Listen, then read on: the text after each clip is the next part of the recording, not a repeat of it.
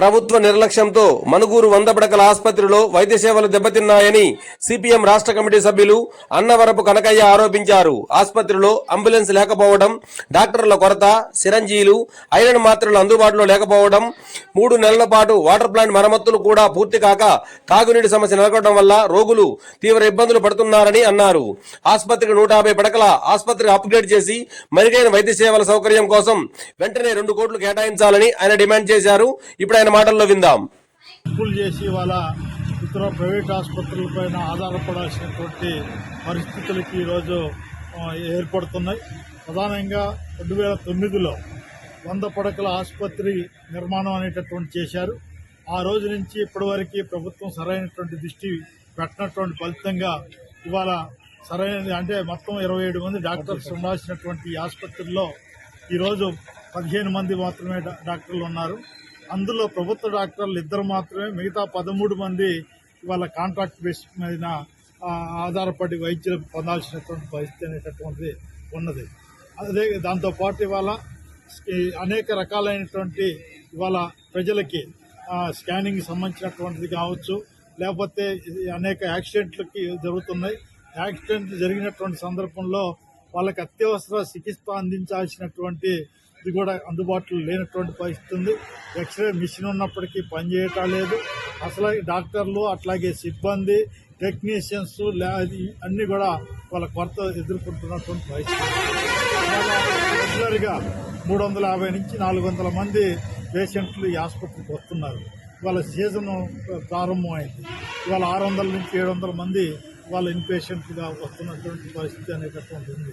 దానికి తగినటువంటి పద్ధతిలో పడకలు లేకపోవటం, ఇక్కడ ఇంకా పెంచాలనేటటువంటి ప్రభుత్వానికి అప్పీల్ చేసినప్పటికి కూడా వాళ్ళ ప్రభుత్వం పట్టించుకున్నటువంటి పరిస్థితి అనేటటువంటి ఉంది.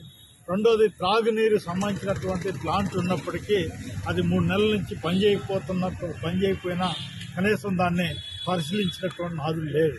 దాదాపు ఇక్కడ ఉన్నటువంటి హాస్పిటల్కి అవసరమైనటువంటి మెడిసిన్స్, ముఖ్యంగా మందు చిరంజీవి సంబంధించినటువంటి ఇది కూడా సప్లై లేనటువంటి పరిస్థితి అనేటటువంటి ఉంది. అట్లాగే ఈ ప్రాంతంలో రక్తహీనత అనేటటువంటిది చాలా పెద్ద ఎత్తున ఎదుర్కొంటున్నారు స్త్రీలు.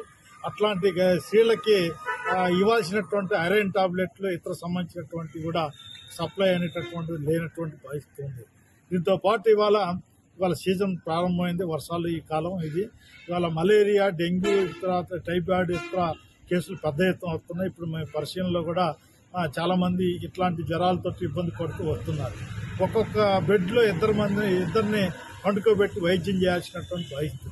అట్లాంటి మలేరియా సంబంధించినటువంటి టెస్టులు అయితే చేస్తున్నారు, కానీ మెడిసిన్ అనేటటువంటి సప్లై ప్రభుత్వం నుంచి లేదు అనేటటువంటి ఇక్కడ ఉన్నటువంటి సూపరింటెండెంట్ గారు ఇతర సంబంధించినటువంటి డాక్టర్లు చెప్తున్నటువంటి ఉంది. అందుకోసం ఇది ఏజెన్సీ ప్రాంతం, ఒక మారుమూల జిల్లా కేంద్రానికి ఉన్నటువంటిది ఉంది. ఇబ్బంది వచ్చినప్పటికీ ఒక 50 కిలోమీటర్లు 60 కిలోమీటర్లు పైగా ప్రయాణం చేస్తే జిల్లా హెడ్ క్వార్టర్ అనేటటువంటిది వస్తుంది. అట్లాంటి ఇటు భద్రాచలం పోవాలన్నా 40 కిలోమీటర్లు పోవాలి.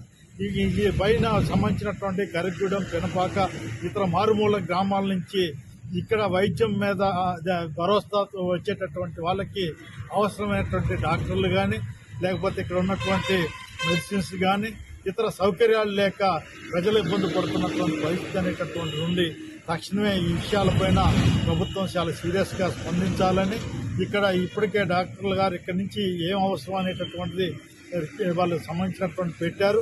దాన్ని తక్షణమే పరిశీలించాలని, 2 కోట్ల రూపాయలు తక్షణం కేటాయించి ఇట్లా ఇది అంటే ఆసుపత్రిలో ఉన్నటువంటి ఏదైతే కావాల్సినటువంటి ట్రీట్మెంట్ ఇతర సంబంధించినటువంటి సంస్కృతాలని 2009లో ఆనాడు ప్రారంభించినటువంటి ఆసుపత్రి ఇప్పుడున్నటువంటి అవసరాలకు తగినటువంటి పద్ధతిలో ఇది లేదు. దీన్ని విస్తరించాలంటే ఈ ప్లేస్ సరిపోదు.